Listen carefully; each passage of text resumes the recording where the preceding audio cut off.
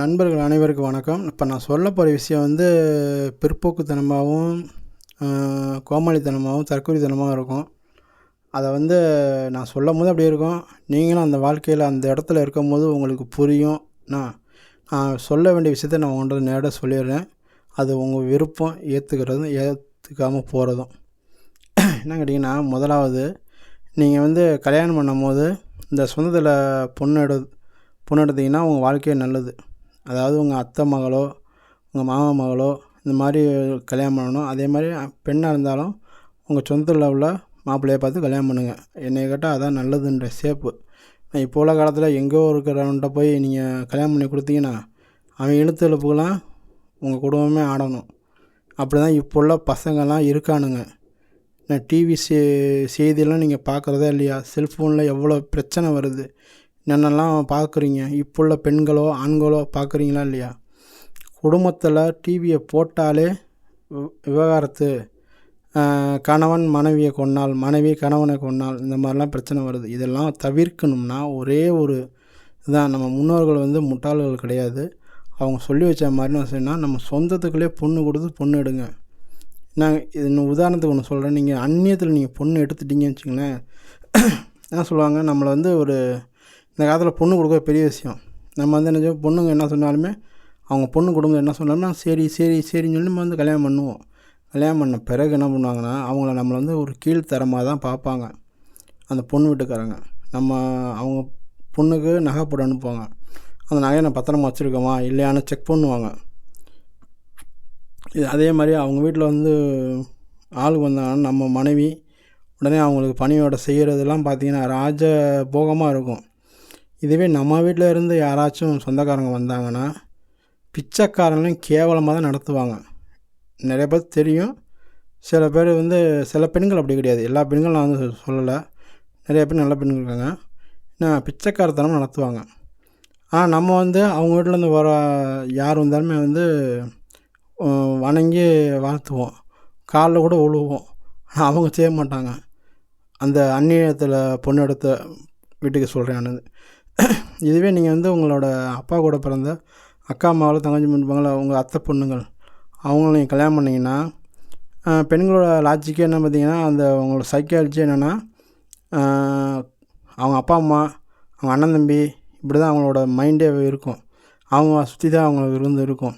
இப்போ நீங்கள் இதே அத்தை பொண்ணை கல்யாணம் பண்ணிச்சிங்களேன், அவங்க என்ன பண்ணுவாங்க, எப்படி பார்த்தா நம்மளோட அத்தை வீட்டை சப்போர்ட் பண்ண போகிறாங்க, நம்ம மச்சானை தான் சப்போர்ட் பண்ண போகிறாங்க, நம்ம மாமனாராக தான் சப்போர்ட் பண்ண போகிறாங்க, மாமாவை சப்போர்ட் பண்ண போகிறாங்க. தப்பு கிடையாது, சப்போர்ட் பண்ண போனேன். எங்கள் அப்பா வந்து நல்லவர் உள்ளவமா சொல்லிட்டு போகிறாங்க, நான் தெரியும். அதே மாதிரி நம்ம போய் ஏதாச்சும் ஒரு பிரச்சனை, நம்ம ஏதாவது ஒன்று ஒரு கோவத்தில் போனாடி திட்டினோம் அடித்தோன்னா அம்மாட்ட போய் சொன்னிச்சுன்னா அவங்கள்ட்ட நம்ம அத்தைகிட்ட சொன்னாங்கன்னா, ஏன் படிச்சிங்க மாலை இப்போ அடிச்சிங்கன்னு விசாரிச்சுட்டு அதுக்கு புத்திமதி அந்த பொண்ணுக்கும் சொல்லுவாங்க, நமக்கும் சொல்லுவாங்க. இதுவே நீங்கள் அந்நியத்தில் பொண்ணு எடுத்துருந்தீங்கன்னா என்ன சொல்லுவாங்க தெரியுமா? என் மக மேலே கையை வச்சுட்டியா, உன் குடும்பத்துக்கு பொண்ணு கொடுத்தே தப்புடா, இருடா நான் போலீஸை கூப்பிட்றேன், வக்கீலை கூப்பிட்றேன், கோர்ட்டில் இழுத்து அடிக்கிறேன்னு நம்ம மேலே 1008 கொலைகார பட்டம்லாம் கட்ட ஆரம்பிச்சிடுவாங்க. இதுதான் அந்நியத்துக்கும் சொந்தத்துக்கும் உள்ள வித்தியாசம். இன்னொன்று பார்த்திங்கன்னா நம்ம சொத்து விவகாரம். இதில் வந்து சொத்து விவகாரம் கண்டிப்பாக இருக்குது. இதே நம்ம சொந்தக்குள்ளே பொண்ணு எடுத்து கொடுத்தோம்னு நம்மளோட சொத்து நம்மளோட பாரம்பரியமான இதெல்லாமே நமக்குள்ளே தான் இருக்கும்.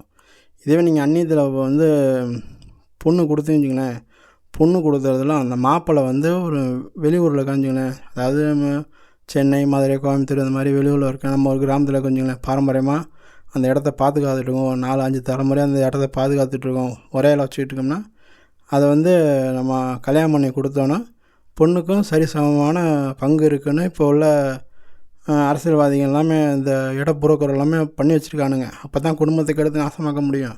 நம்மளை வந்து குடிக்க வச்சு பல குடியை கெடுத்து விட்டாங்க. சரி, அது வேறு விஷயம். நம்ம சொல்ல வேண்டிய விஷயம் சொல்லுவோம். அந்த விஷயத்தில் என்ன பண்ணானுங்க, நம்ம வந்து கல்யாணம் பண்ணி கொடுத்தோன்னா அந்த பொண்ணுக்கும் சரி பங்கு இருக்கா. கொஞ்சம் நேரம் கழிச்சு மாப்பிள்ளை ஏதாச்சும் ஆடம்பரம் செலவு பண்ணி காசு இல்லாமல் போய் கடன் ஆயிடுவேன். உடனே என்ன பண்ணுவேன், உங்கள் வீட்டில் சொத்து இருக்குல்ல, சொத்தை எனக்கு கொடுங்க, நான் அதை விற்று நான் வந்து அந்த கடனை அடைச்சிக்கிறேன், நம்ம வந்து நல்லா வாழ்கிறோம், பொண்ணு வச்சுக்கிறோம்பாங்க. நம்மளும் சரிப்பான்னு கொடுத்துருவோம். அவன் என்ன பண்ணுவேன், அந்த சொத்தை எவனோ ஒரு இட புரோக்கரோ அவனுக்கு தெரிஞ்ச ஒரு நாசமாக போன ஃப்ரெண்ட்ஸுகளை 4 பேரை வச்சு அந்த இடத்த விற்பேன்.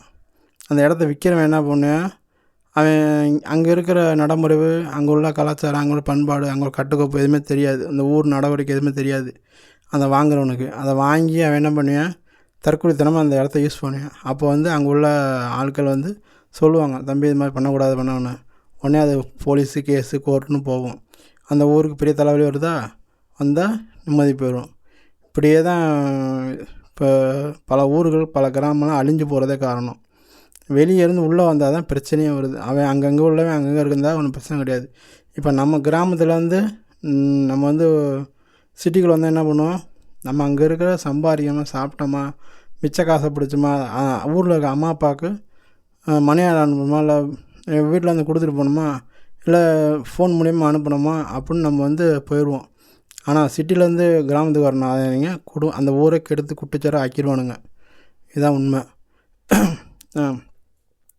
நம்ம சாதாரண விஷயந்தான், பொண்ணு கொடுத்து பொண்ணு எடுக்கிறதுலையே இவ்வளோ பெரிய பிரச்சனை இருக்குது.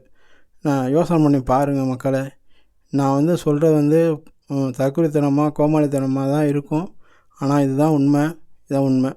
நீங்கள் பொண்ணு எடுக்கிறாலும் சரி, பொண்ணு கொடுக்குறாலும் சரி, சொந்தக்குள்ளேயே கொடுங்க, சொந்தக்குள்ளேயே கல்யாணம் பண்ணுங்க, சரியா?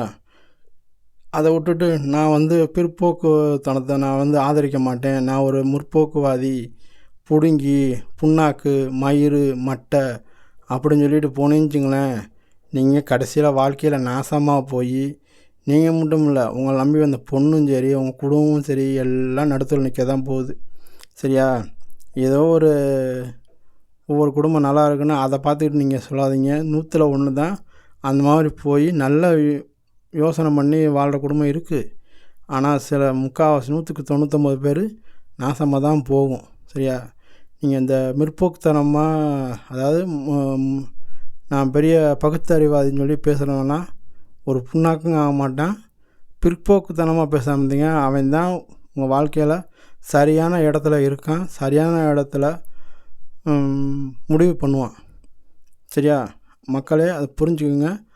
உங்கள் அம்மா அப்பா உங்கள் தாத்தா பாட்டிங்க எப்படி வாழ்ந்தாங்க அப்படிங்கிறத நீங்கள் யோசனை பண்ணிவிட்டு உங்கள் அடுத்த தலைமுறைக்கு நீங்கள் சொல்லிக் கொடுக்க ஆரம்பிங்க.